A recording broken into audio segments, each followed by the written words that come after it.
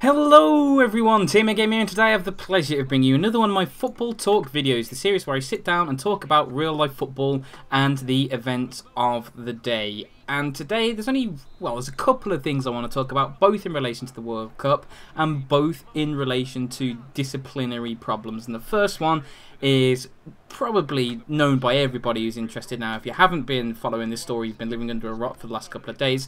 But it is the Luis Suarez biting incident. And this has just been absolutely ridiculous. And I was watching the game. I was actually watching the England game because obviously with the World Cup group stages, the last group games of the group are played simultaneously. And if you guys were interested about that and why that actually is, it was because at one time they were played one after the other. Pardon me, it's clearing my throat there. And Germany were actually playing Austria, and they sort of agreed that the Germans would win 1-0 because that would ensure that both of them got through. So basically Germany scored, and then they spent the rest of the game kicking the ball around the middle of the pitch and nothing happened. It was like basically Guardiola was managing both teams. It was so bad. So they put them together at the same time to try and stop that from happening. So I was watching the England game, and it flashed up.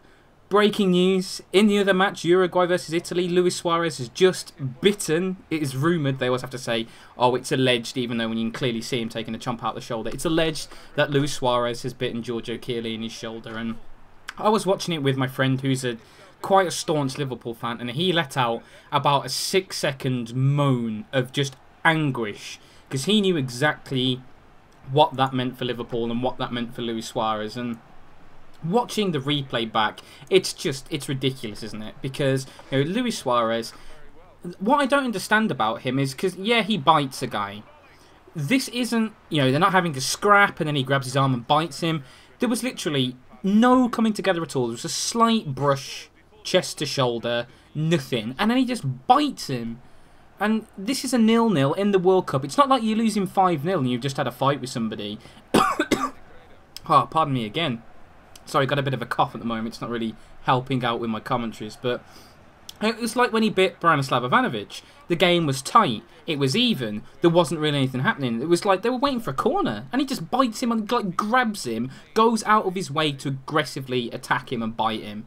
And it's quite frankly despicable. And FIFA have come out and they have banned Luis Suarez from all football for 4 months. So basically he can't play now until November, which is an absolutely massive blow for whatever club comes to own him, and we'll talk about that.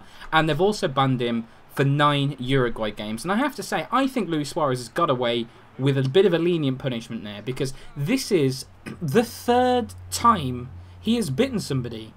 The 3rd time. If I was to go out on the street tomorrow and bite 3 people, I would be thrown into prison. Pretty sharpish, I can tell you that. So, and the thing that really made me angry with this is that he came out in his interview and said, these things happen, it was, nothing happened, it was just a pitch incident, very minor. It's like, he's living in a fantasy world if he doesn't think this is outstandingly awful.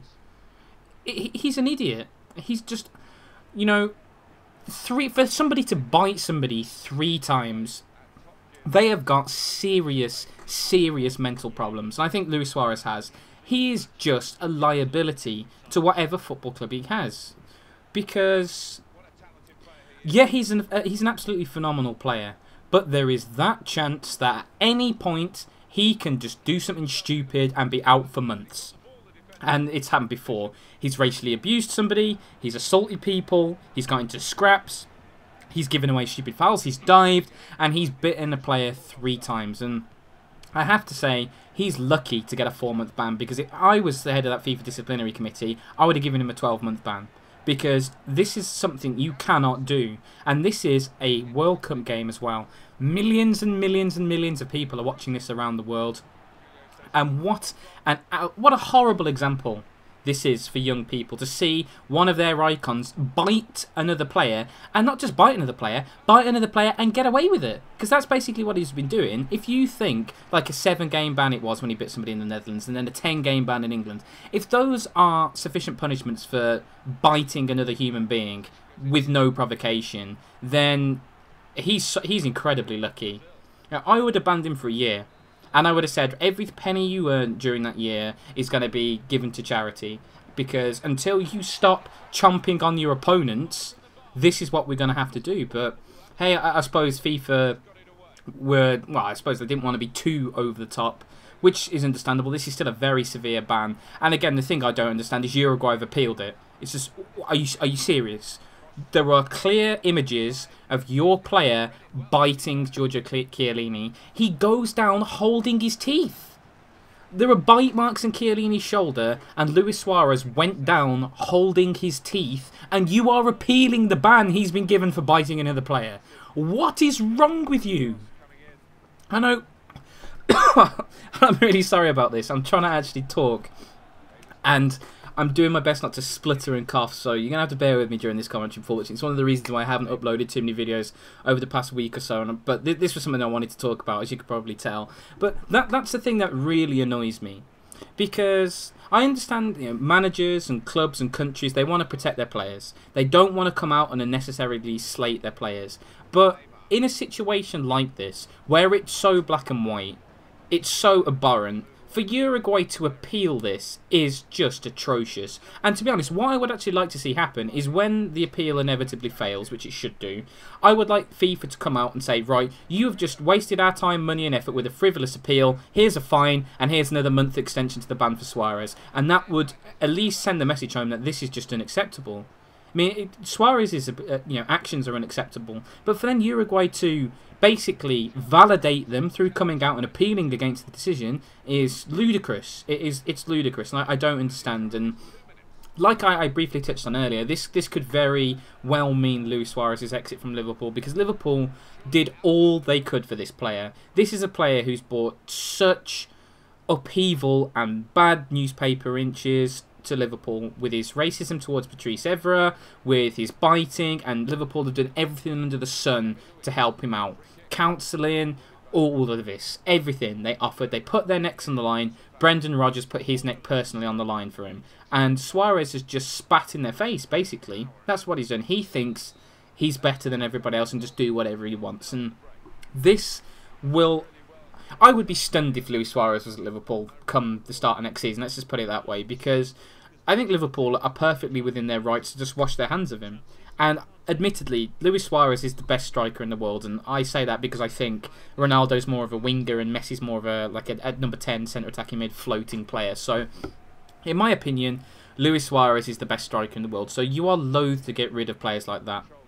But this is a very, very unique circumstance. Not only is he just an absolute moron who has just brought disrepute to a club and country multiple times, this is somebody who you could very realistically get a huge sum of money for, an absolutely huge sum of money. And let's consider this, you know.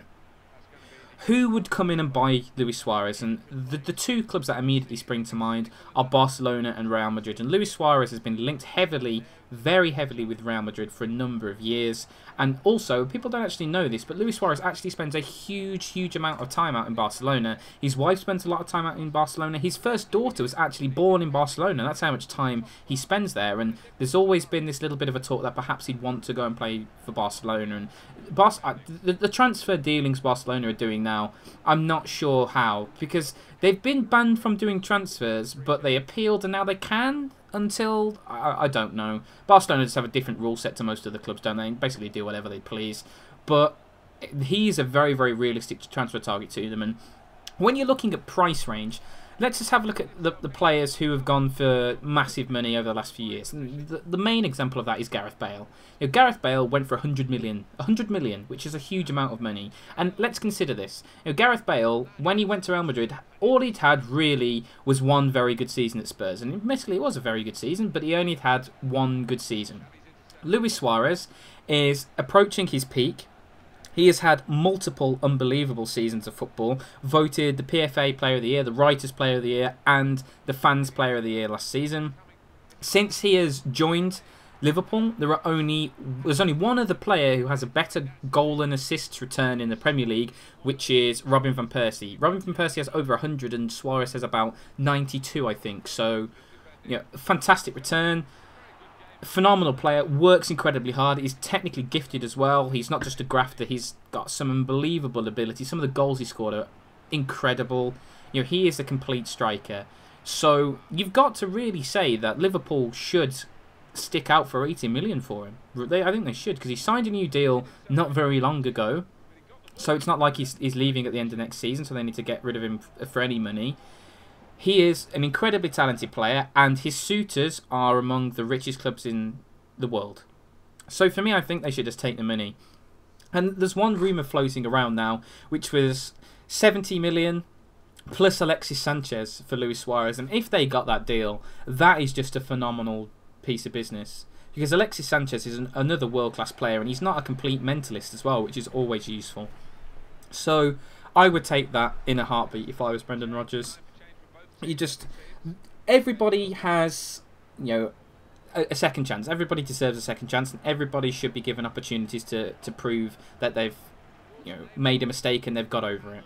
Luis Suarez has been given more rope than most people, and all he ever does with this rope is just hang himself in more and more elaborate ways. So it's just gone past the point now where they just need to get rid of him.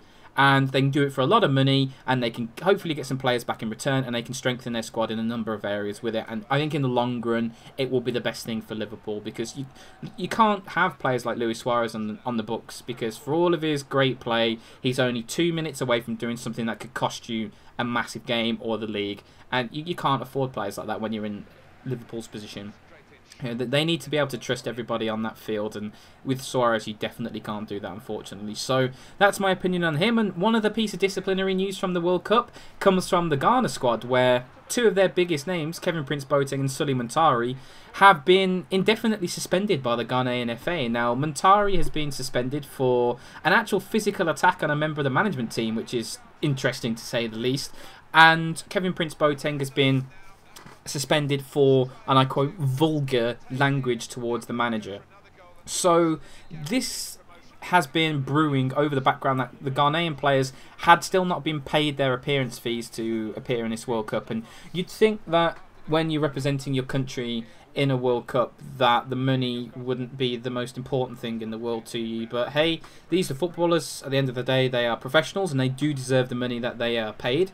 They are paid as accordance to demand. It's the whole supply and demand argument. They will be paid whatever the going market rate is. So, the Ghanaian FA actually flew a chartered plane out with over 2 million on it to try and assuage the situation and stop because the Ghanaian players were actually threatening to boycott their final game of the World Cup. And that's how serious this was. And obviously, this has not helped the camp, and undoubtedly the massive brawl that's basically happened, because you've had a player attack a member of the management team, which is never a good thing. This has obviously stemmed from that, and it reminds me of France and was it Dominic at the last World Cup, where it just went completely wrong. There were player mutinies, and it's really unfortunate because Ghana, they're in with a chance, in with a chance of going through. This was before the last group game. It's the last thing you want to see, and these are the things that I was really hoping weren't going to happen at the World Cup, because so far the World Cup's been phenomenal. There's been a few duffers, admittedly, but the vast majority of the games have been entertaining, end to end. There's been plenty of good football scored.